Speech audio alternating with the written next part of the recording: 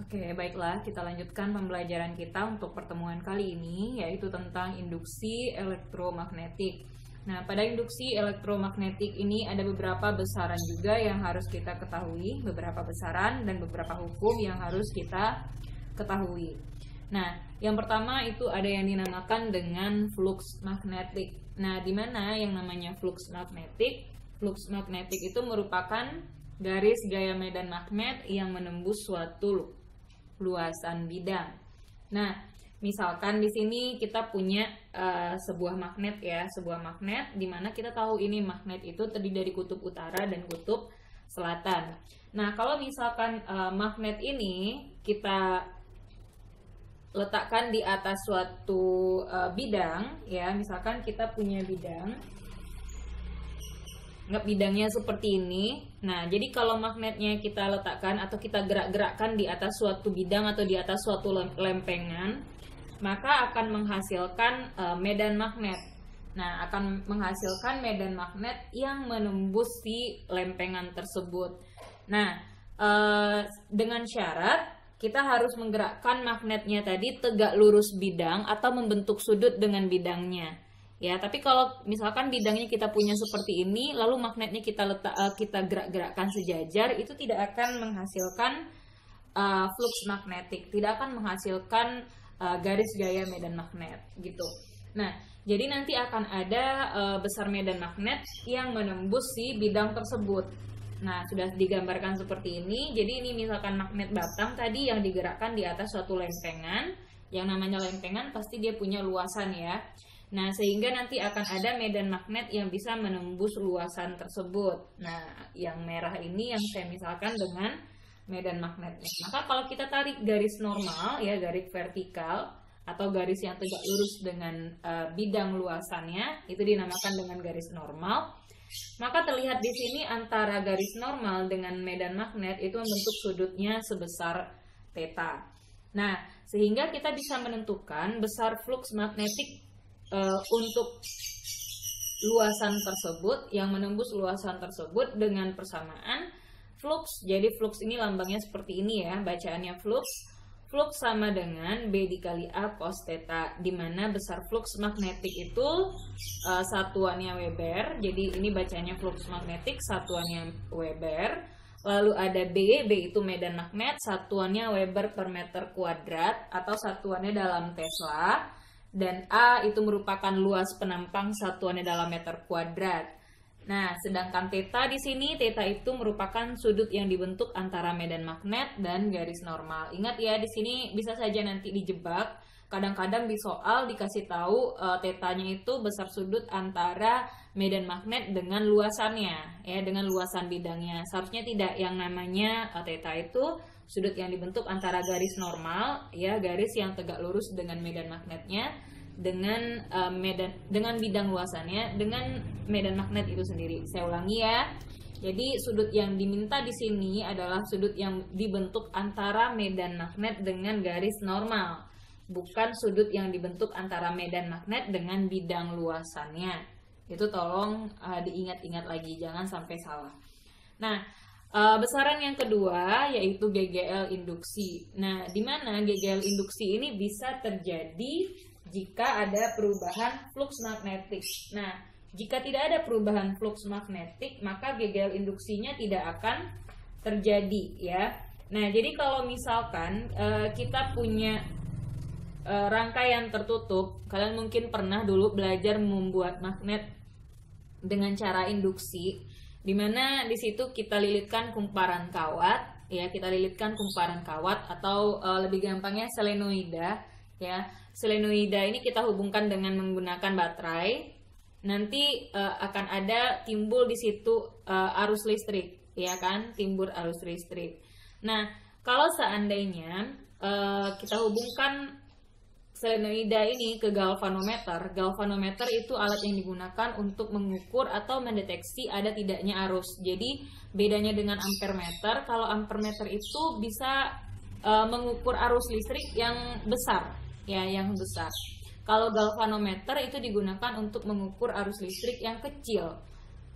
asal ada arus aja biasanya itu terukur di galvanometer. Itu bedanya antara galvanometer dengan ampermeter. Kalau ampermeter harus besar dulu arusnya baru bisa terukur di ampermeter.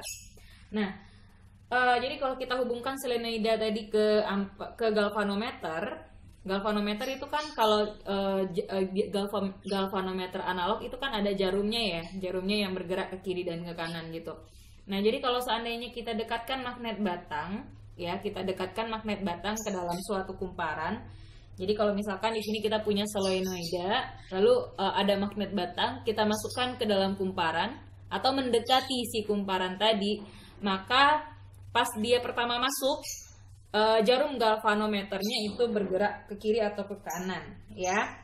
Nah, masuk atau keluar kita gerak-gerakkan si magnetnya di sekitar kumparannya atau di sekitar solenoida, maka akan jarum galvanometernya itu akan bergerak. Artinya apa? Artinya jika ada suatu kumparan yang didekatkan dengan suatu magnet, itu akan menghasilkan atau akan mengalirkan yang dinamakan dengan arus induksi. Nah, sehingga kita bisa menghitung berapa besar GGL induksinya. Jadi untuk GGL induksi itu yang timbul pada suatu penghantar besarnya sebanding dengan laju perubahan flux, itu berdasarkan hukum Faraday. Jadi ingat ya, yang namanya GGL induksi itu bisa berubah jika adanya perubahan flux dari garis-garis gaya magnet ya yang bergerak di dalam suatu kumparan atau di dalam suatu solenoida. Oke, jadi kalau kita ingin menentukan besar GGL induksinya berdasarkan hukum Faraday tadi, ya, dimana katanya GGL induksi itu yang timbul itu sebanding dengan laju perubahan flux. Jadi besarnya GGL induksi itu sebanding dengan laju perubahan flux. Begitu tadi bunyi hukum Faraday.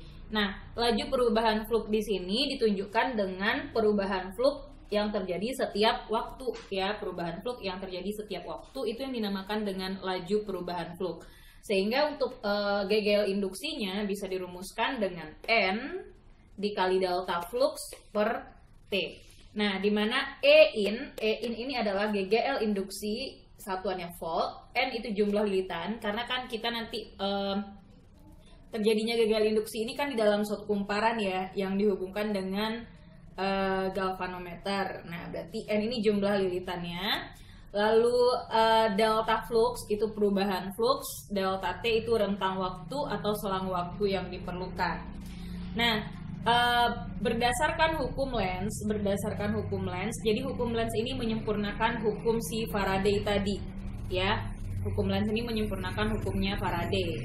Nah, katanya berdasarkan hukum Lenz ini katanya GGL induksi itu selalu membangkitkan arus yang medan magnetnya berlawanan dengan asal perubahan flux. Nah, sehingga pada hukum Faraday yang tadinya tidak ada tanda minus di sini, sekarang adanya tanda minus. Nah, itu. Jadi diperbaiki oleh si Lenz. Ya, katanya GGL induksi selalu membangkitkan arus yang medan magnetnya berlawanan dengan asal perubahan flux. Jadi tanda minus di sini menunjukkan arus medan magnet yang berlawanan dengan asal perubahan flux, ya. Nah, untuk menentukan arus induksi, ingat ya, tadi kan kalau seandainya GGL induksi ini jika dihubungkan pada suatu rangkaian tertutup, itu akan menghasilkan arus induksi ya. Nah, jadi kita bisa menentukan arah arus induksi di sini. Arah arus induksi ini kita bisa tentukan dengan menggunakan kaidah tangan kanan, di mana kita punya ibu jari. Arah ibu jari ini nanti akan menunjukkan arah kutub utara yang terbentuk di kumparan, sedangkan arah 4 jari itu arah arus induksinya. Nah, oke. Contohnya seperti ini, ya. Contohnya seperti ini. Misalkan di sini kita punya magnet. Kita punya magnet di sini. Anggaplah di sini magnet itu kan terdiri dari kutub utara dan kutub selatan ya. Nah, sekarang kutub utaranya mendekati kumparan tadi. Nah, tanda panahnya ke sana ya, berarti mendekati. Caranya begini. Kutub kumparan atau ujung kumparan ya, ujung kumparan yang didekati oleh kutub magnet, maka pada ujung kumparan akan terbentuk kutub magnet yang sama yang mendekati tadi. Jadi kalau misalkan di sini kutub utara yang mendekatinya, maka di kumparan di sini akan terbentuk juga ini kutub utara, yang ini kutub selatan, gitu. Karena kutub utara yang mendekati kumparannya. Berarti pada kumparan itu sendiri akan terbentuk kutub utara, ya, kutubnya sama dengan kutub yang mendekatinya, lalu kutub selatan. Nah, sehingga kita bisa nih menentukan arah arus induksinya. Gimana cara menentukan arus induksinya? Arahkan ibu jari kita pada kumparan ya, arahkan ibu jari kita ke arah kutub utara yang dibentuk oleh kumparannya. Lalu arahkan empat jari kita ini arahnya kemana? Kalau kutub utaranya ke kanan, ya, kutub utaranya ke kanan, berarti arah empat jari kita akan ke arah bawah ya. Arah jari kita ini akan melingkarnya ke arah bawah. Jadi bentuk lingkarannya itu seperti ini. Nah, jadi ini akan ke bawah. Ya, ini berarti ini kan dari atas ini. Dari atas, ini dari atas juga. Maka ini akan masuknya ke sini ya. Ke atas seperti ini. Itu kan harusnya. Nah, begitu arusnya arah arus induksi. Nah, ini yang namanya arus induksi nih. Jadi di sini galvanometer. Galvanometer itu kan punya jarum ya.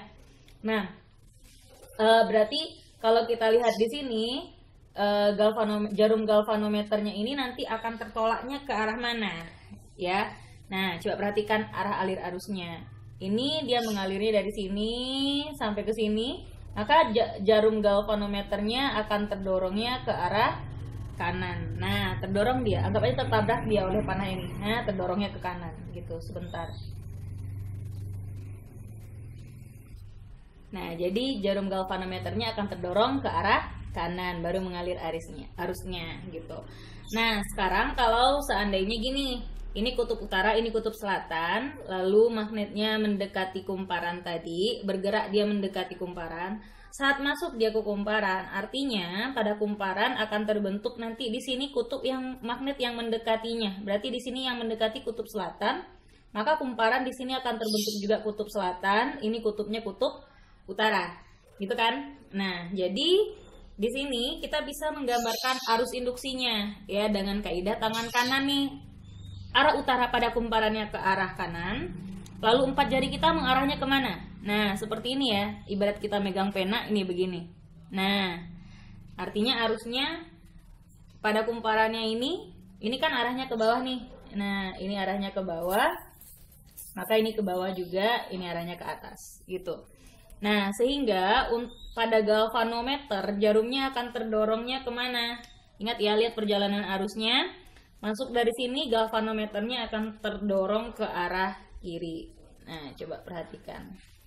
Lanjutkan aja arah arusnya, nanti menabrak galvanometer, geser dia ke kiri, baru lanjut dia ke sini. Nah, gitu. Jadi ini galvanometer. Oke. Nah, sekarang kita lihat untuk yang ketiganya seperti apa. Nah, kita lihat lagi yang seperti ini gambarnya, ya. Nah, di sini ada magnet yang mendekati kumparan. Di sini yang mendekatinya kutub selatan, ya, kutub selatan. Berarti pada kumparan ini akan terbentuk juga kutubnya di sini kutub selatan, ya kan? Karena yang mendekatinya kutub selatan nih. Nah, berarti ininya terbentuk kutub utara. Di ujung bagian kirinya terbentuk kutub utara. Maka kalau seperti ini kita bisa lihat arus yang mengalirnya, arus induksi yang mengalirnya, berarti arah ibu jari kita ke arah kanan ya, karena kutub utara pada kutub utara pada kumparannya terbentuk ke arah kiri, ke arah kiri ya.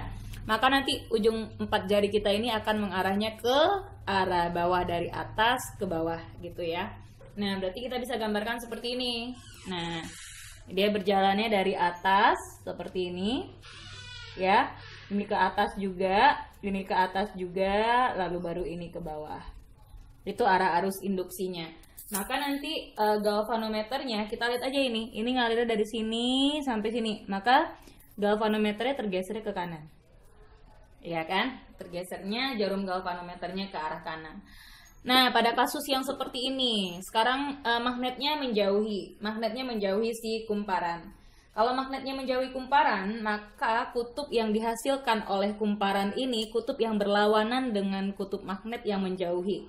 Berarti kalau seandainya di sini yang menjauhi kutub utara, maka pada kumparan akan terbentuk kutubnya kutub selatan gitu. Nah, berarti di ujung yang lainnya kutubnya kutub utara. Nah, kita bisa lagi nih gambarkan arah arusnya seperti apa. Sama seperti tadi ya, pada kumparan kutub utaranya terbentuk di arah kiri, berarti arah kiri. Dan pada arah arus induksinya, 4 jari kita dia dari atas ke bawah gitu melingkarnya. Nah, sehingga kita bisa perhatikan dia bentuknya seperti ini. Nah, arah arus induksinya seperti ini ya. Oke. Ini ke atas, baru nanti dia ke bawah. Oke. Nah, sekarang galvanometernya juga tertolaknya ke arah kanan. Oke, paham ya? Kecuali kalau di sini yang menjauhi utara, berarti di sini selatan. Ya, kalau di sini selatan ini utara, berarti ini kalau dia menjauhi berarti ini utara, ini selatan. Nanti akan berlawanan lagi arah si magnetnya, arah galvanometernya, akan berlawanan lagi arah galvanometernya. Bu, bagaimana kalau seandainya medan magnetnya tidak digerak-gerakkan menuju solenoida atau menuju kumparan? Jadi begini ya, kita kan punya ini kumparan ini. Nah, kumparan ini kita dekatkan di situ magnet batangnya. Pada saat dia memasuki si kumparannya, maka baru jarum galvanometernya bergerak. Jadi kalau kita gerak-gerakkan medan magnetnya di sekitar kumparan, baru jarum galvanometernya bergerak ke kiri atau ke kanan. Tapi kalau seandainya si magnet ini sudah diam di dalam kumparan, galvanometernya juga tidak akan bergerak lagi, dia juga akan berhenti dia. Jadi nggak akan ada arus induksinya. Oke, arus induksi itu ada jika ada gaya gerak listriknya, jika magnet ini digerak-gerakkan menuju kumparan, mendekati atau menjauhi kumparan. Gitu ya. Oke, baiklah, jangan lupa konsepnya seperti apa tadi. Jika magnetnya mendekati, lihat ujung magnet yang mendekati kumparan, maka pada kumparan akan terbentuk ujung magnet atau kutub magnet yang sama. Kalau yang mendekati kutub selatan, maka pada kumparannya akan terbentuk kutub selatan juga. Jika magnetnya menjauhi, maka pada kumparan akan terbentuk kutub magnet yang berlawanan dengan kutub yang menjauhi. Nah, di sini kan kutub yang menjauhinya kutub selatan ya. Kutub utara ya. Berarti pada kumparannya lawan dari utara apa? Selatan. Maka pada kumparan terbentuknya kutub selatan. Oke, sekarang kita lihat ada beberapa faktor, atau kita ke contoh soal dulu ya. Kita lihat ke contoh soal dulu sebelum kita masuk ke faktor penyebab timbulnya GGL induksi. Kita lihat untuk contoh soal yang pertama, dimana katanya di sini medan magnet yang besarnya 4 kali 10 pangkat min 3 Tesla, jadi T itu Tesla ya, menembus suatu luasan 24 cm persegi. Oke, berarti kalau kita bikin diketahuinya, yang dikasih tahu di soal ini katanya medan magnet besarnya 4 kali 10 pangkat min 3. Berarti medan magnet kan lambangnya B. B-nya 4 kali 10 pangkat min 3 Tesla. Menembus suatu luasan 24 cm persegi. Berarti luas bidang. Luas bidang berarti itu A-nya 24 cm persegi. Membentuk sudut 30 derajat terhadap bidang. Nah, ini harus hati-hati karena di sini jangan sampai terjebak. Nah, di sini kita punya bidang. Lalu ada medan magnet katanya. Medan magnet yang membentuk bidangnya membentuk sudut ya. Nah, ini yang katanya membentuk sudut tadi. Jadi kalau kita punya bidang, ini garis normal, ini bidang. Nah, ini yang 30 derajat itu. Sedangkan yang kita butuhkan bukan yang di sini ya. Yang kita butuhkan adalah sudut yang antara garis normal dengan medan magnetnya. Berarti kalau ini 30, maka yang ini besarnya 60 ya kan? 90 dikurang 30 derajat. Nah, berarti tetanya bukan 30 yang di sini. Kalau yang terbentuknya terhadap bidang katanya. Berarti tetanya itu kan 90 derajat dikurang 30 derajat jadinya 60 derajat.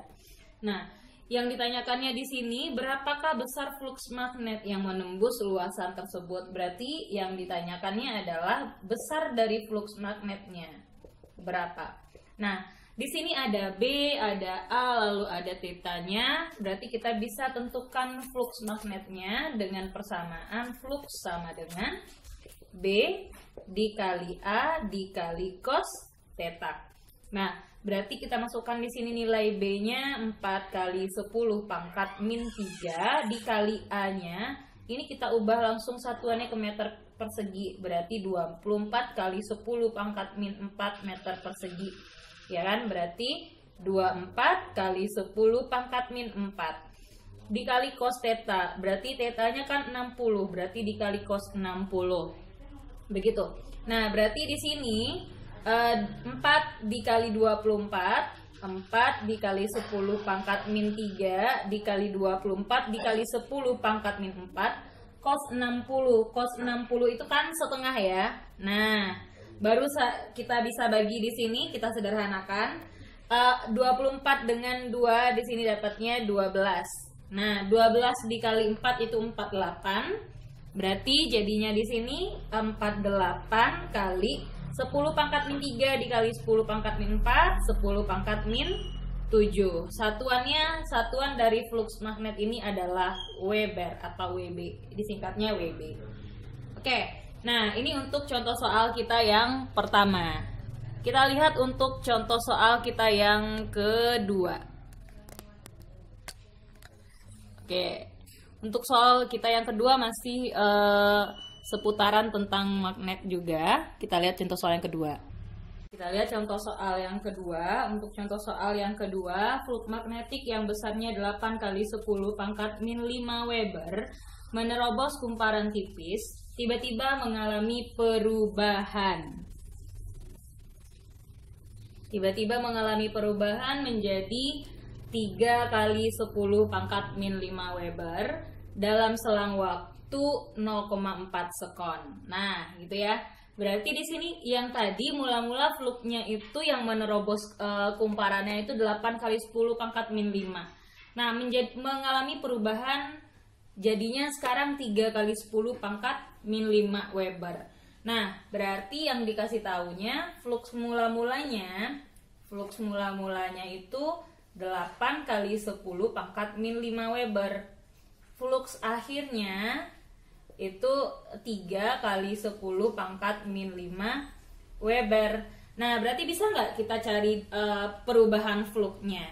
Untuk menentukan perubahan fluxnya, kita bisa cari dengan kurangi ya, yang akhir kurang yang awal ya. Berarti 3 kali 10 pangkat min 5 dikurang 8 kali 10 pangkat min 5. 3 kurang 8 itu kan min 5. Min 5 kali 10 pangkat min 5 Weber. Nah, ini delta fluxnya atau perubahan fluxnya. Nah, katanya dalam selang waktu 0,4 sekon. Berarti itu delta T-nya yang 0,4 sekon. Oke, delta T-nya 0,4 sekon. Jika jumlah lilitan, nah jumlah lilitan berarti itu N ya. Jika jumlah lilitannya adalah 200, pertanyaannya di sini tentukanlah GGL induksi yang dihasilkan. GGL induksi berarti E induksi. E induksinya berapa? Nah, yang ditanyakan berapa E induksinya. Berarti kita bisa jawab soal ini dengan persamaan yang mana?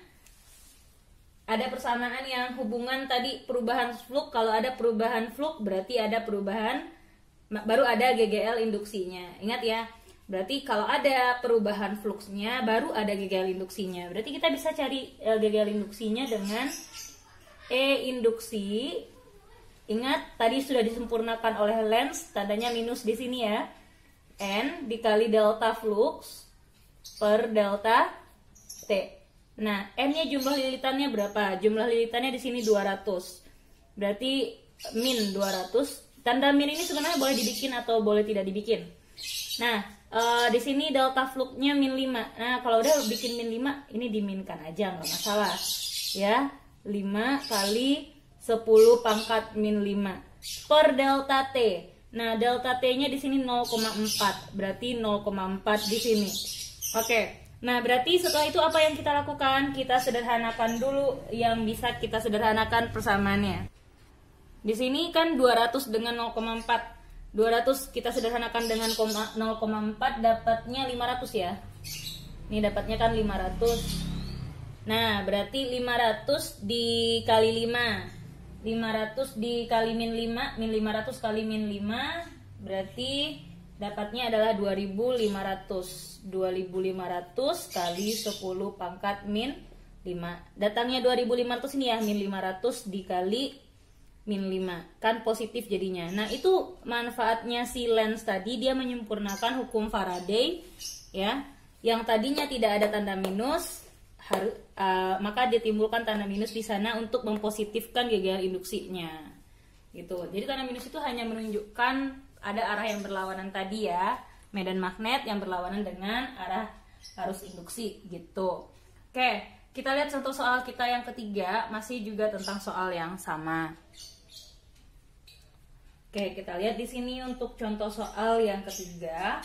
Untuk contoh soal yang ketiga di sini, suatu kumparan mempunyai 200 lilitan.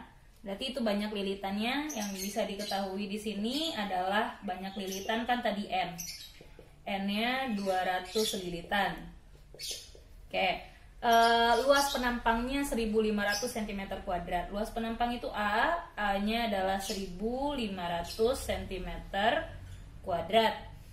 Ini kita ubah dulu boleh, berarti kan ini 15 kali 10 pangkat min 2 ya, min 2 meter kuadrat, atau 1500 kali 10 pangkat min 4 meter kuadrat juga bisa. Mengalami perubahan induksi magnetik dari 100 MWB per meter kuadrat, ini bukan meter ya, di sini miliweber. Miliweber per meter kuadrat menjadi 500 miliweber per meter kuadrat. Nah, berarti mula-mula flux pertamanya itu 100 miliweber per meter kuadrat. Nah, mili itu dia 10 pangkat min 3. Itu penggantinya. Berarti kalau dia kita ubah berarti 100 kali 10 pangkat min 3 Weber per meter kuadrat.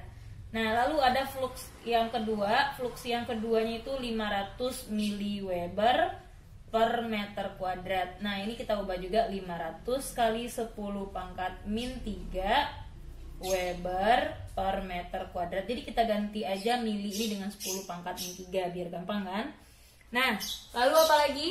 Kita bisa cari delta fluxnya ya. Kita bisa cari delta fluxnya.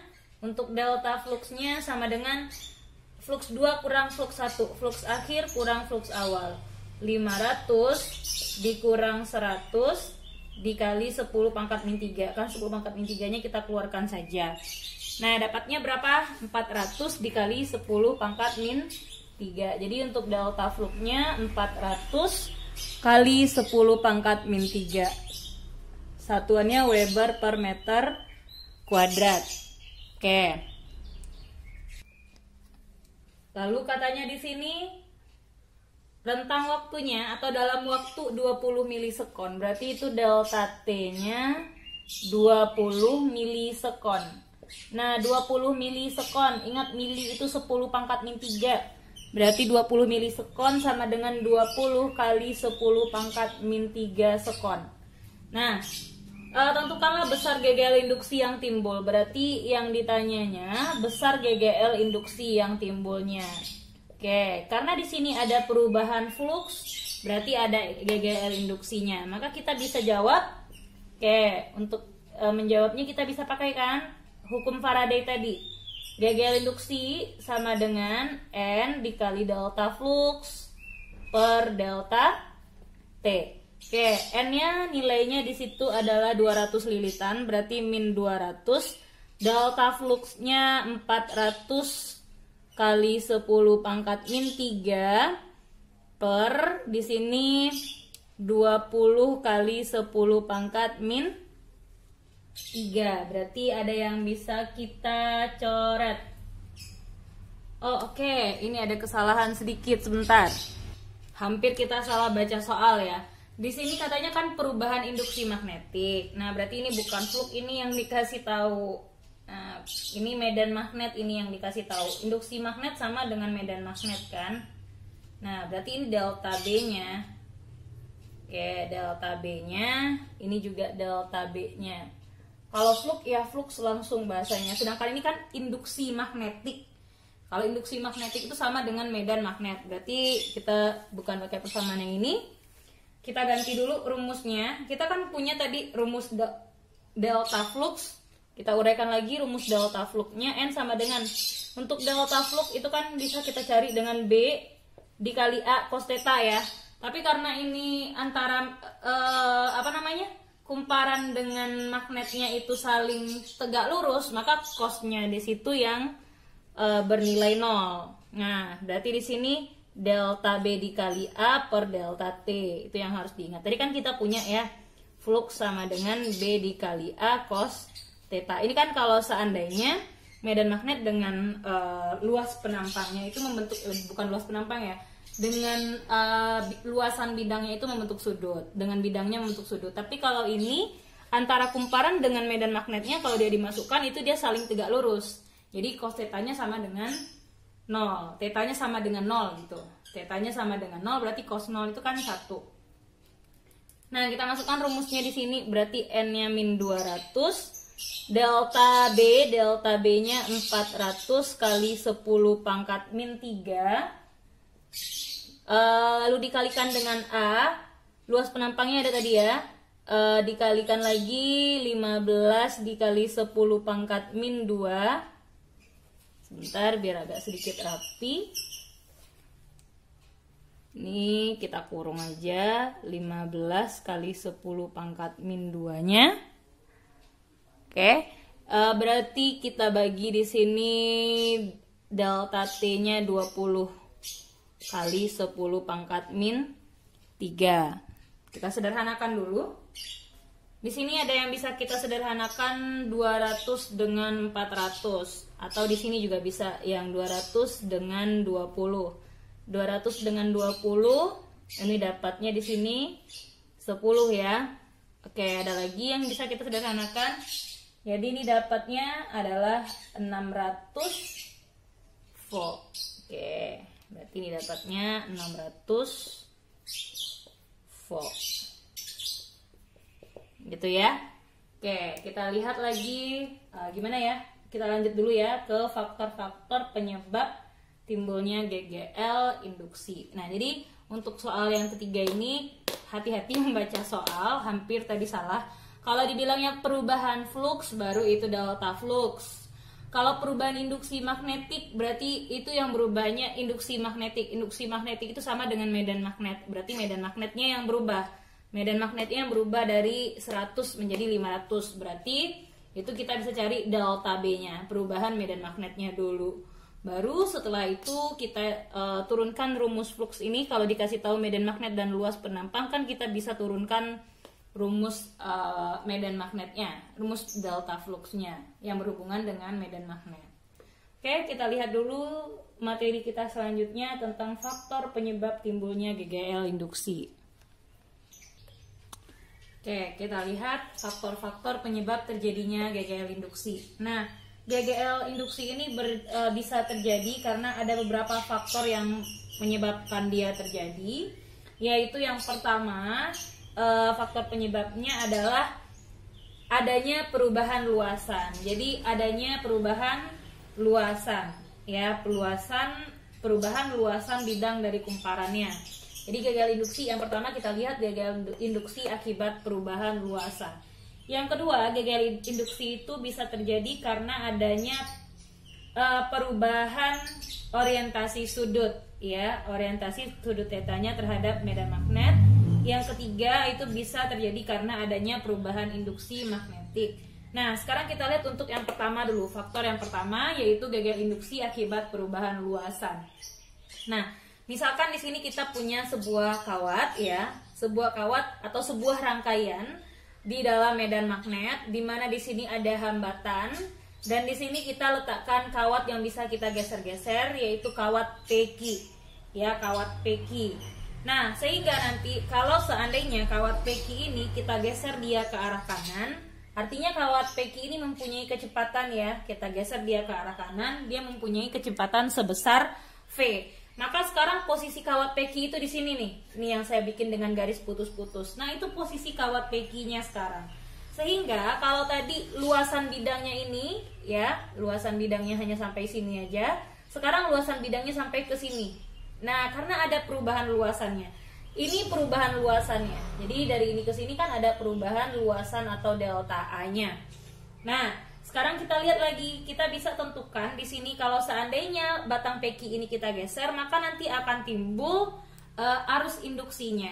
Ya, kita bisa tentukan arah arus induksinya.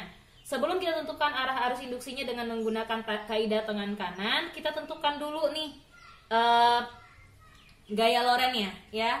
Oke, cara menentukan arah arus induksi itu kita gunakan kaidah tangan kanan. Telapak tangan kita menunjukkan arah gaya loren. Ya, dimana nanti kalau kita menggambarkan arah gaya loren itu berlawanan dengan arah kecepatan penghantarnya. Jadi peki ini kan penghantar tadi ya. Lalu arah empat jari ini menunjukkan medan magnetnya. Tandanya di sini kalau tidak silang ada tanda titik. Lalu ada arah ibu jari. Nah, arah ibu jari ini yang menunjukkan arah arus induksi gitu. Nah, oke. Kalau seandainya kita lihat pada gambar ini, kalau batang pekinya kita tarik ke kanan, kecepatannya ke arah kanan kan? Berarti gaya lorennya ke arah kiri, berlawanan dengan kecepatannya. Nah, kita gambarkan gaya lorennya ke arah kiri atau F. Gaya loren kan lambangnya F ya. Nah, ke arah kiri. Berarti kalau kita lihat di sini, arah gaya loren itu kan telapak tangan. Sekarang medan magnetnya yang biru ini adalah medan magnet. Yang biru itu yang tanda silang-silang ini merupakan medan magnet. Nah, medan magnetnya itu masuk. Kalau medan magnetnya masuk, sebentar. Kalau medan magnetnya masih tandanya silang itu kan artinya masuk bidang ya. Kalau seandainya medan magnetnya masuk, lalu telapak tangan kita ke arah kiri, maka arah arus kita, arah ibu jari kita ke arah atas. Nah, berarti itu yang dinamakan dengan arah arus induksi. Berarti itu yang kita lambangkan dengan I, arah arus induksinya. Paham ya? Saya ulangi lagi. Kita lihat dulu kemana kecepatannya. Kecepatannya di sini ke arah kanan, maka gaya lorennya ke arah kiri. Ya, berarti telapak tangan kita ke arah kiri nih. Lalu arah empat jari itu menunjukkan arah medan magnet. Sekarang medan magnetnya digambarkan dengan tanda silang. Berarti arah empat jari kita masuk ke dalam bidang. Telapak tangan kita mengarah ke kiri. Maka arah ibu jari kita itu kan ke arah atas. Maka arah ibu jari inilah yang menunjukkan arah arus induksinya. Ya, jadi gambarkan arah arus induksinya ke arah atas. Nah, untuk menentukan besar GGL induksi dari akibat adanya perubahan luasan ini, kita bisa tentukan GGL induksinya. Karena di sini ada kecepatan kawat penghantar tadi, sehingga mempengaruhi juga kan GGL induksinya. Dirumuskan dengan E induksi sama dengan B dikali L dikali V. Jadi langsung kita tuliskan aja E induksi sama dengan B dikali L dikali V. Nah, di mana yang namanya B itu merupakan medan magnet yang punya satuan Tesla atau satuannya Wb per meter, Weber per meter persegi. Lalu L di sini panjang penghantarnya. Lalu ada V ini kecepatan penghantarnya berapa. Dan kita bisa menentukan besar arus induksinya. Jadi kalau kita ingat hukum Ohm ya, V sama dengan I dikali R, E induksi ini sama dengan tegangan ini, sama dengan V ibaratnya.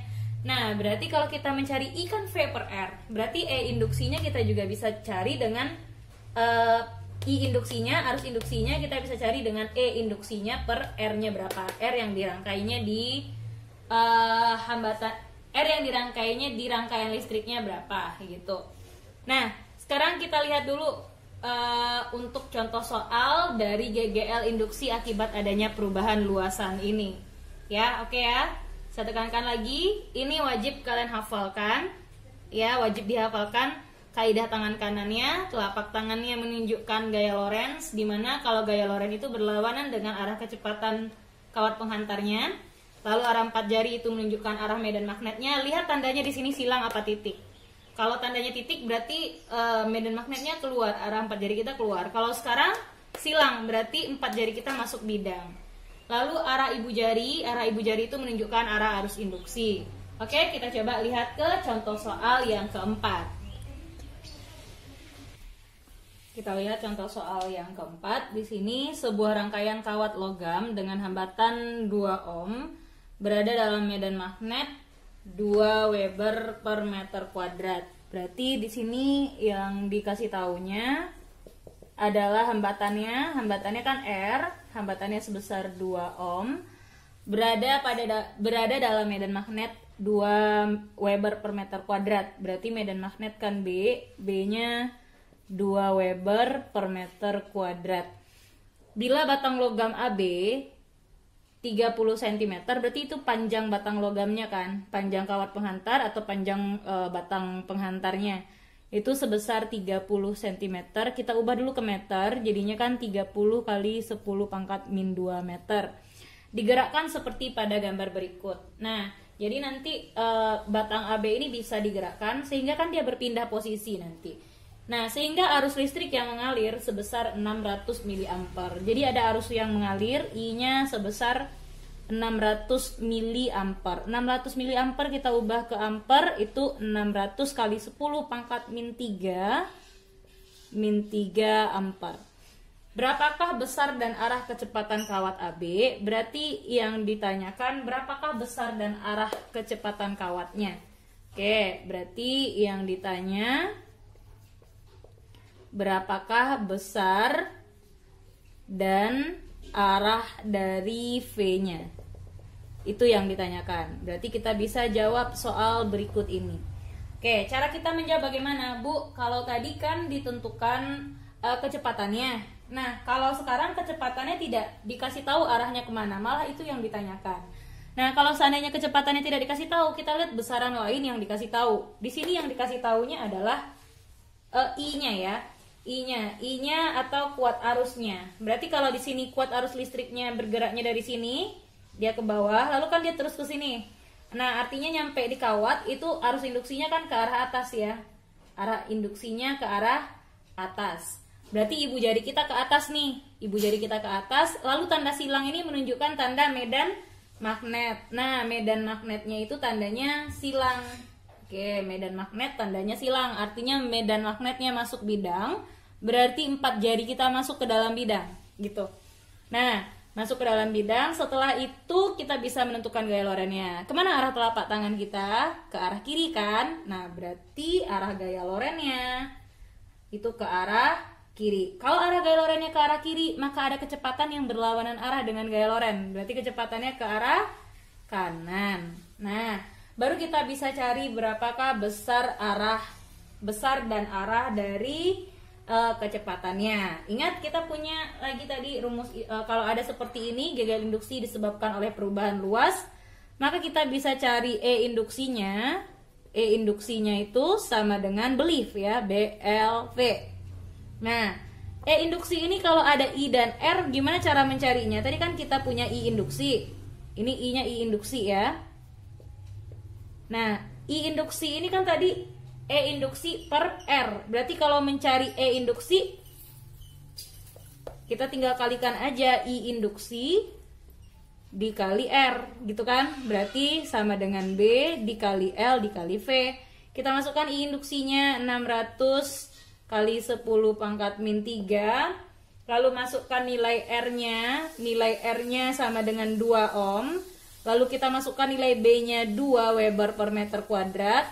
Lalu nilai L-nya 30 kali 10 pangkat min 2. Lalu kita masukkan nilai V-nya ditanyakan. Oke, sampai sini kita lanjut ya. Berarti kita sederhanakan dulu mana yang bisa disederhanakan. Coba perhatikan ini persamaannya. Di ruas kanan ada 2, ruas kiri ada 2, bisa kita tiadakan saja. Berarti untuk mencari V-nya sama dengan 600 kali 10 pangkat min 3 per 30 dikali 10 pangkat min 2. Berarti 600 dibagi 30 itu kan dapatnya 20 ya. Berarti di sini 20 dikali 10 pangkat min 2 naik ke atas jadinya plus 2 pangkat min 1 ya. Atau jawabannya di sini 2 sekon. Oke, saya buat aja langsung ya. 2 sekon lagi. 2 meter per sekon. 2 meter per sekon kemana arahnya? Ke kanan. Oke, paham ya? Karena tadi arah V-nya ke arah kanan. Oke, baiklah. Baiklah, kita lanjut ke faktor yang kedua penyebab terjadinya gagal induksi, yaitu gagal induksi akibat adanya perubahan sudut. Nah, jadi gagal induksi akibat adanya perubahan sudut di sini, ini prinsip kerjanya sama dengan prinsip kerja dinamo sepeda atau prinsip kerja dari generator. Nah, di mana pada dinamo sepeda itu kan menghasilkan energi gerak menjadi energi listrik ya. Nah, sama juga dengan yang ini. Kasus kita seperti ini. Jadi kita punya dua buah magnet di sini, magnet utara, magnet di sini kutub utara, di sini kutub selatan, di mana di tengahnya itu diletakkan lempengan. Nah, jadi kalau seandainya di tengahnya kita letakkan lempengan yang berada di tengah-tengah medan magnet, otomatis nanti si lempengan ini akan bergerak ya. Lempengan ini akan berputar. Nah, jadi di sini nanti akan dihasilkan medan magnet. Oke. Nah, di sini akan dihasilkan medan magnet dan ini nanti akan berputar. Nah, berputar tentunya dengan kecepatan sudutnya sebesar omega. Nah, sehingga kita bisa menentukan besar GGL induksinya setiap waktu. Jadi di sini karena kecepatan sudutnya berubah-ubah, bisa saja nanti suatu saat medan magnetnya tegak lurus, misalkan dengan garis normalnya, atau membentuk sudut 30 derajat, 45 derajat, dan lain sebagainya. Karena di sini dipengaruhi kan ada kecepatan sudutnya, sehingga kecepatannya juga berubah-ubah. Maka kita bisa menentukan besar GGL induksinya setiap waktu dengan persamaan E induksi sama dengan N dikali B dikali A dikali omega sin omega T. Nah, di sini N ini apa? N ini adalah banyak lilitan. B ini adalah medan magnetnya. A di sini merupakan luas penampangnya. Dan omega ini kecepatan sudutnya. Ya, sedangkan T berarti itu waktu yang diperlukan. Nah, untuk besar dari gagal induksi itu sendiri, jika nilainya maksimum, ya, jika nilainya maksimum nanti berarti E induksi ini sama dengan N dikali B dikali A dikali omega. Oke, berarti di sini sin omega T-nya nanti itu sin berapa? Coba. Nah, dimana di sini kita bisa menentukan yang namanya omega itu dia kecepatan sudut, N itu seperti biasa ya banyaknya lilitan, A itu luas penampang penghantarannya berapa, B itu medan magnetnya berapa. Nah, untuk gagal induksi yang ketiga, faktor yang menyebabkan terjadinya gagal induksi yang ketiga yaitu gagal induksi akibat adanya perubahan induksi magnet atau lebih dikenal dengan induktansi diri. Nah, induktansi diri di sini ini merupakan prinsip atau dasar dari prinsip kerja transformator. Bedanya kalau transformator itu kan ada dua jenis lilitan ya. Ada lilitan primer sebagai inputnya, ada lilitan sekunder sebagai outputnya. Nah, tapi kalau untuk kumparan atau selenoida saja yang kita hubungkan, lilitan yang kita hubungkan dalam rangkaian tertutup, di sini ada selenoida atau ada kumparan, kita hubungkan ke potensiometer, dia bisa diubah-ubah ya. Jadi kita ubah-ubah di sini R-nya berapa? Kalau ada tanda seperti ini, R yang dikasih tanda panah itu artinya R-nya bisa kita perbesar atau bisa kita perkecil.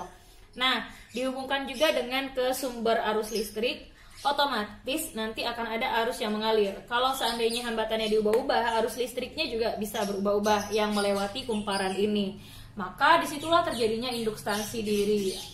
Nah, jadi kalau kita ingin menentukan berapa besar gagal induksinya, itu kita tentukan dengan persamaan min L dikali delta I perubahan arusnya, karena kan hambatannya bisa diubah-ubah. Ya, kalau hambatannya bisa diubah-ubah, arusnya juga bisa berubah-ubah setiap waktunya.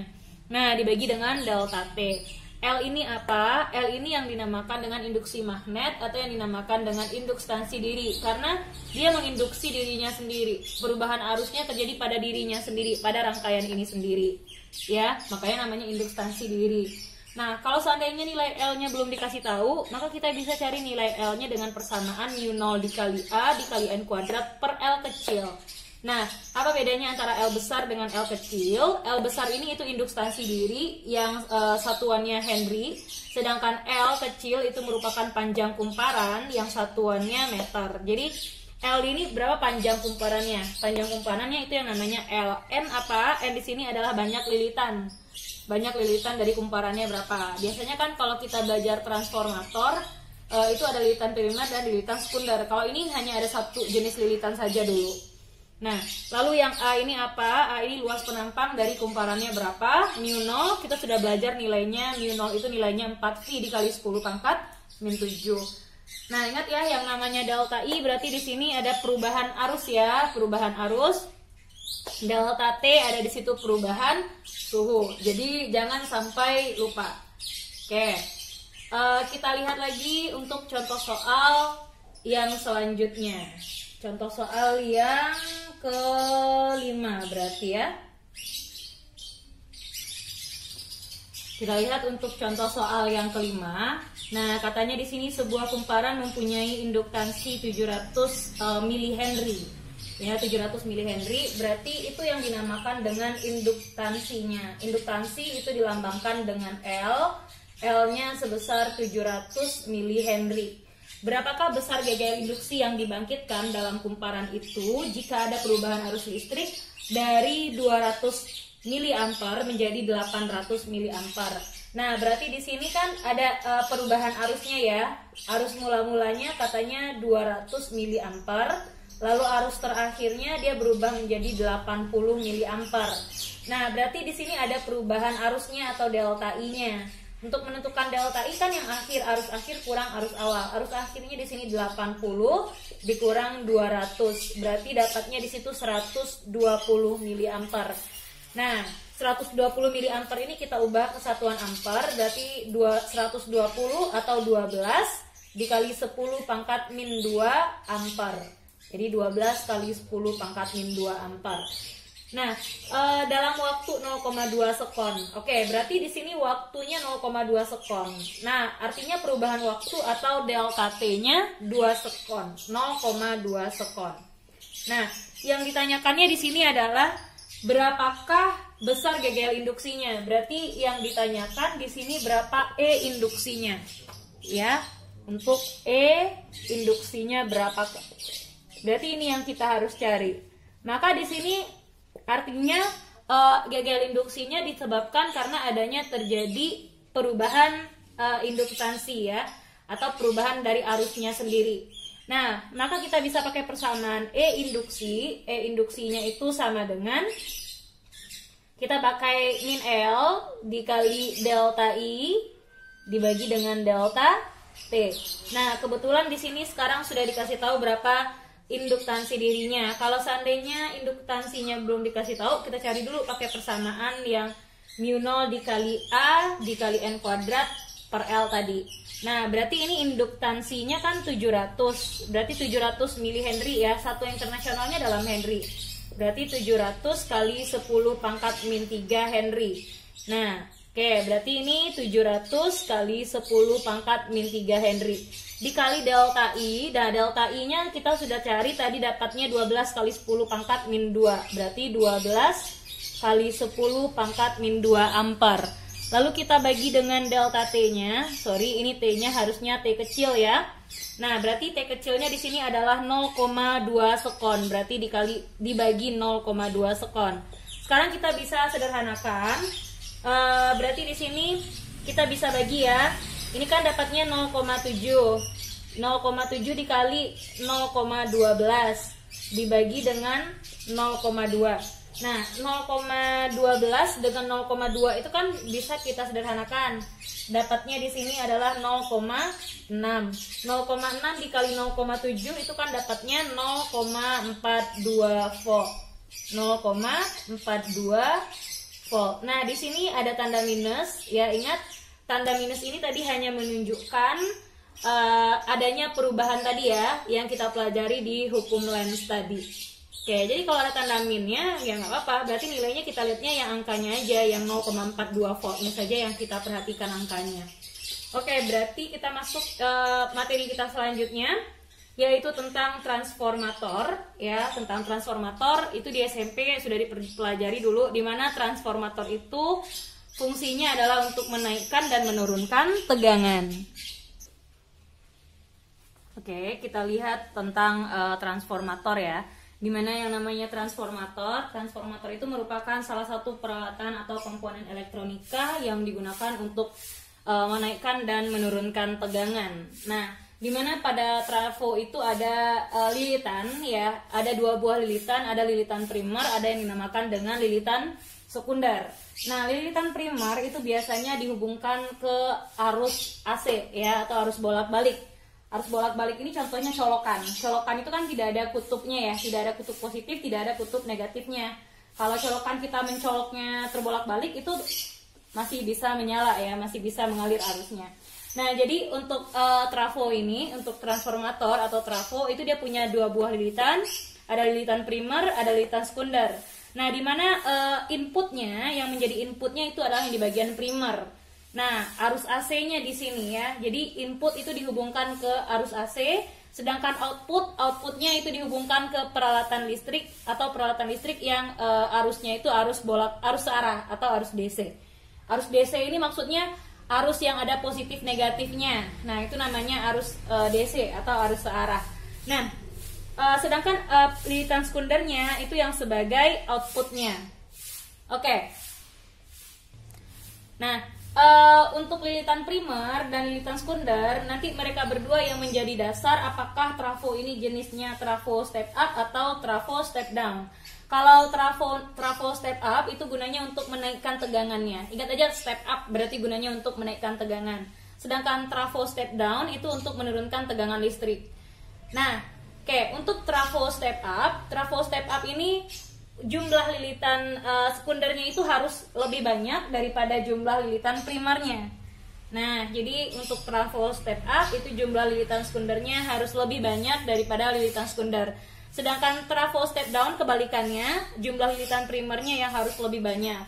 Nah, sehingga kalau jumlah lilitan sekundernya kita perbanyak, maka tegangan sekundernya juga akan lebih besar daripada tegangan primer. Itu untuk trafo step up. Sedangkan pada trafo step down itu tegangan primernya yang lebih besar daripada tegangan sekundernya. Nah, untuk arus ini berbanding terbalik ya dengan tegangan. Untuk arus, kalau trafo step up itu arus sekundernya lebih kecil daripada arus primernya. Sedangkan untuk trafo step down itu arus sekundernya yang lebih besar. Nah, jadi itulah prinsip kerja transformator. Mungkin kalau kita merangkai komponen elektronika, itu transformator itu bentuknya seperti besi yang ada lilitan di bagian kiri kanannya. Nah, jadi ada lilitan sekunder, ada lilitan primer. Nanti kita akan coba praktikumnya seperti apa. Nah, di mana persamaan transformator ini itu hubungan antara lilitan, tegangan, dan kuat arusnya. Di sini kita dapat persamaannya NP per NS, jumlah lilitan primer dibagi dengan jumlah lilitan sekunder sama dengan VP per VS, tegangan primer per tegangan sekunder sama dengan IS per IP. Yang arusnya aja yang berbanding terbalik ya, sedangkan tegangan dan lilitannya itu sebanding. Nah, maka transformator ini punya efisiensinya, punya keluarannya. Nah, efisiensi dari trafo ini dilambangkan dengan eta, dimana untuk eta itu sendiri daya sekunder per daya primer kita kali dengan 100%. Ingat dulu waktu SMP kita menentukan daya itu kan V dikali I ya, berarti V dikali I. Kalau di sini dayanya daya sekunder, berarti tegangannya di sini tegangan sekunder dikali arus sekunder per daya primer. Kalau daya primer berarti di sini tegangan primer dikali dengan arus primer. Nah, begitulah kira-kira untuk prinsip kerja dari transformator. Nah, sekarang kita lihat untuk contoh soalnya tentang transformator. Yang perlu diingat, N ya, N itu lilitan, NS berarti lilitannya lilitan sekunder, NP itu lilitan primer, VP tegangan primer, VS tegangan sekunder, IS itu arus primernya, IS itu arus sekunder, IP itu arus primer, sedangkan eta itulah yang dinamakan dengan efisiensi. Nah, kalau seandainya efisiensinya tidak diminta dalam satuan persen, dalam persentase ya tinggal dihilangkan aja pengalih 100%-nya. Oke, kita lihat contoh soalnya. Nah, jadi bisa dilihat lagi ya maksud dari rumusnya tadi, lambang dari rumusnya. NS itu lilitan sekunder, NP lilitan primer, VS itu tegangan sekunder, VP tegangan primer, IS arus sekunder, IP arus primer, PS itu daya sekunder, PP itu daya primer, eta itu adalah efisiensinya. Oke, sekarang kita masuk ke contoh soal yang terakhir tentang induksi elektromagnetik. Oke, kita lihat contoh soal yang terakhir dari induksi elektromagnetik ya, dimana katanya di sini sebuah trafo step down, sebuah transformator step down mempunyai efisiensi 80%. Berarti di sini yang dikasih tahunya adalah efisiensinya sebesar 80% atau etanya 80%. Dari perbandingan lilitannya 1:2. Nah, jadi perbandingan lilitan nih. Perbandingan lilitannya 1:2. N banding N-nya itu 1:2. Mana yang N sekunder, mana yang N primer? Kita perhatikan lagi, ini trafonya trafo apa? Trafonya di sini adalah trafo step down. Kalau dia merupakan trafo step down, berarti lilitan apa yang paling banyak? Lilitan primernya apa lilitan sekundernya? Nah, kalau transformator step down, itu yang paling banyak adalah lilitan primernya yang lebih banyak daripada lilitan sekundernya, ya. Jadi lilitan primernya lebih banyak. Nah, berarti ini kalau 2, berarti ini lilitan primer, yang di sini ini lilitan sekunder. Nah, taunya dari mana? Taunya dari jenis trafonya apa? Trafonya trafo step down. Artinya jumlah lilitan primernya harus lebih banyak daripada jumlah lilitan sekundernya. Nah, kita udah dapat ini perbandingan N-nya. Lalu katanya saat trafo dihubungkan dengan sebuah lampu 40 watt 100 volt. Nah, 40 watt berarti ini menunjukkan dayanya, ya, dayanya sebesar 40 watt. Daya yang mana? Nah, lampu itu dihubungkan di bagian keluaran transformator. Kalau dia di bagian keluaran berarti dayanya daya sekunder, ya. Karena kan bagian sekunder itu yang dihubungkan ke outputnya. Nah, berarti 40 watt itu yang dinamakan dengan daya sekundernya. 100 volt. Nah, 100 volt itu berarti tegangan sekundernya juga sebesar 100 volt. Nyala lampunya normal. Berapakah perbandingan antara arus masuk dan arus keluar? Berarti yang ditanyakan di sini adalah perbandingan arus masuk dengan arus keluar. Yang masuk itu sebagai input kita hubungkan ke bagian primer. Berarti berapakah besar arus primer yang dibandingkan dengan besar arus sekundernya? Itu pertanyaannya. Oke, jadi kita harus tahu dari bahasa transformator, outputnya dihubungkan kemana, inputnya dihubungkan kemana. Kalau untuk transformator itu bagian yang primernya kita hubungkan ke bagian input, kita hubungkannya ke arus, jenis arusnya adalah alternating current atau arusnya arus bolak-balik. Nah, sedangkan bagian outputnya itu kita hubungkan ke bagian sekunder atau jenis arusnya adalah arus searah. Nah, arus searah berarti ada yang positifnya, ada yang negatifnya, nggak boleh terbalik-balik kita hubungkan. Oke, kita lanjutkan. Berarti di sini yang ditanyanya arus primer dibandingkan dengan arus sekunder, ya. Berarti arus primernya dibanding arus sekundernya itu berapa? Oke, berarti bagaimana cara kita menjawabnya? Kita bisa lihat persamaan trafo, ya. Kalau kita mencari arus primer dibandingkan dengan arus sekunder, sekarang kita lihat dulu dua-duanya di sini belum dikasih tahu di soal. Nah, berarti kita bisa pakai persamaan untuk menentukan besar arusnya. Nah, yang dikasih tahu dulu apa? Yang dikasih tahu dulu ada daya primer, ada daya sekunder. Berarti bisa kita cari arus sekundernya berapa, ya kan? Berarti untuk daya kan rumusnya V dikali I. Nah, berarti kalau kita mau cari arus sekunder di sini, dayanya daya sekunder, tegangannya tegangan sekunder juga. Berarti 40 watt sama dengan tegangan sekundernya 100 volt. Itu dikalikan dengan arus sekunder. Berarti arus sekundernya besarnya adalah 40 dibagi 100 atau sekitar 0,4 ampere. Itu arus sekundernya. Nah, arus sekunder dapat, berarti cari lagi arus primernya. Untuk menentukan arus primer, dari mana kita bisa tahu? Sedangkan di sini nggak ada yang berhubungan dengan primernya yang dikasih tahu. Lihat di sini yang bisa dihubungkan dengan bagian primer, ada efisiensi di sini. Nah, efisiensi kan persamaannya sama dengan dayanya, daya sekunder dibagikan dengan daya primer dikali dengan 100%. Atau kalau tidak dikali dengan 100% pun tidak masalah, dihilangkan aja. Nah, di sini kan 80%. 80% itu kan 0,8, ya. Nah, berarti PS-nya itu bisa kita ganti dengan VS dikali IS per ini PP, ya. Berarti VP dikali IP. Nah, di sini kita bisa lanjutkan lagi. Berarti di sini dapat kita efisiensinya itu sebesar berapa ini tadi? Kita carinya di sini aja.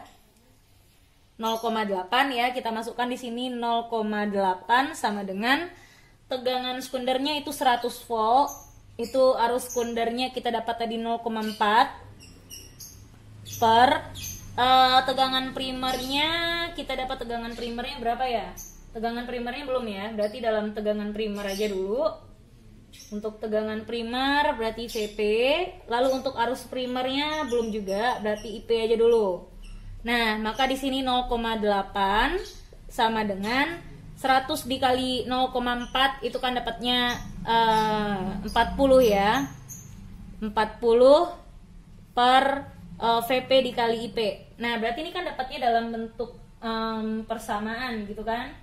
Berarti kita kalikan, kali silang gitu. Berarti untuk Vp dikali Ip-nya sama dengan 40 per 0,8. 40 per 0,8 itu kan dapatnya 50. Oke, berarti ini nyambung di sini aja. Berarti Vp dikali Ip-nya itu kan 40 dibagi 0,8. 40 bagi 0,8 itu kan 50. Oke, sama dengan 50. Nah, biarkan aja dalam bentuk persamaan dulu. Nah, setelah itu kita masukkan lagi ke persamaan hubungan antara lilitan dan tegangannya. Ya, berarti udah dapat ini nih, Vp dikali Ip-nya dapat 50. Berarti biarkan aja dalam bentuk ini dulu isinya. Oke, kita lanjut. Berarti di sini kita lanjutkan untuk mencarikan nilai IP-nya ya. Berarti kita pakai perbandingan aja lagi. NP kan di sini dikasih tahu nih perbandingan NP dibanding NS-nya. Berarti NP banding NS sama dengan Vp dibanding Vs. Oke. Berarti di sini untuk NP-nya 2, NS-nya 1 sama dengan Vp. Nah, tadi kan kita dapat itu Vp. Tadi kita dapat persamaannya gini ya. Kita punya persamaannya tadi Vp dikali Ip kan dapatnya 50. Berarti untuk Vp-nya kita tinggal cari aja kan 50 per Ip gitu kan. Berarti kita masukkan di sini nih 50 dikali Ip. Atau kalau kita cari Vp-nya dulu pun juga boleh kalau takutnya terlalu banyak. Berarti masukkan dulu Vp-nya. Vs-nya dikasih tahu kan, Vs-nya 100.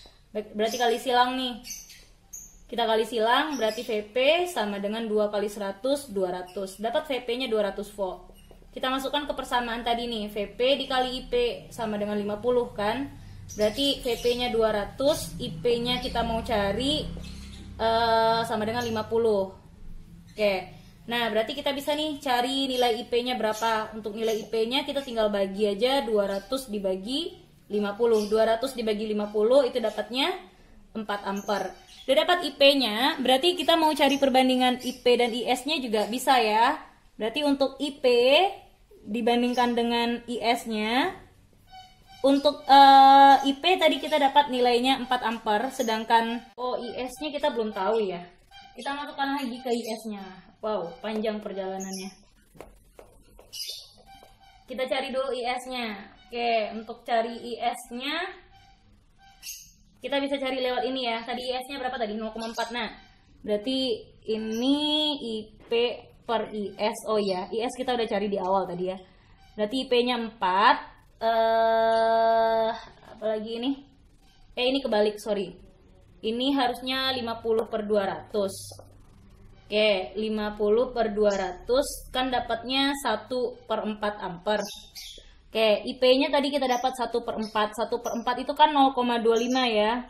0,25. IS-nya kita dapat tadi 0,4. Tadi di awal kita cari. Berarti 0,25 dibanding 0,4 itu kan 5 per 8. 5 banding 8. Nah, berarti ini dia IP per IS-nya. Oke, dapat perbandingannya berapa? Nah, kira-kira bentuk soal dari Strafo itu seperti ini. Jadi mungkin kalau di SMP lebih gampang ya versi soalnya, dikasih tahu lilitan primernya berapa, lilitan sekundernya berapa. Yang ditanya salah satu aja, bisa saja yang ditanyanya arus primernya berapa, arus sekundernya berapa. Nah, sekarang itu lebih dianalisa lagi, lebih ke tahap analisa lagi soalnya. Jadi yang perlu diingat itu adalah kalau pada transformator itu bagian primernya kita hubungkan ke bagian input. Input ini jenis arusnya adalah alternating current. Alternating current ini arusnya arus bolak-balik seperti colokan. Nah, colokan itu sumber arusnya adalah arus bolak-balik. Kan colokan nggak ada yang kutub positif, nggak ada kutub negatif ya. Kita terbalik-balik pun menghubungkan colokan, arusnya tetap jalan gitu. Nah, sedangkan bagian sekundernya kita hubungkan ke bagian outputnya. Output itu apa jenisnya? Output itu peralatan listrik yang lain, tapi jenis peralatan listriknya adalah peralatan listrik DC. Nah, peralatan listrik DC itu maksudnya apa? Itu dia yang arusnya arus searah. Apa peralatan listrik yang arusnya nggak boleh kebalik? Kalau dia kebalik nggak jalan, dia konslet. Nah, itu namanya arusnya arus searah, yang ada kutub positif dan ada kutub negatifnya. Contoh baterai. Kalau baterai itu juga salah satu sumber tegangan dari arus DC atau direct current. Oke, sekian dulu untuk pembahasan kita tentang induksi magnetik, induksi elektromagnetik. Silakan dipelajari ulang kembali bagaimana cara menentukan flux, bagaimana cara menentukan gegel induksi. Nah, kalau seandainya ada perubahan flux, berarti ada perubahan dari gegel induksinya. Lalu apa saja faktor yang menyebabkan terjadinya perubahan gegel induksi, dan aplikasi dari induksi elektromagnetik itu ada dua, ada generator atau dinamo sepeda, dan ada lagi yang dinamakan dengan transformator. Oke, sekian dulu pembelajaran kita pada kali ini. Terima kasih atas perhatiannya.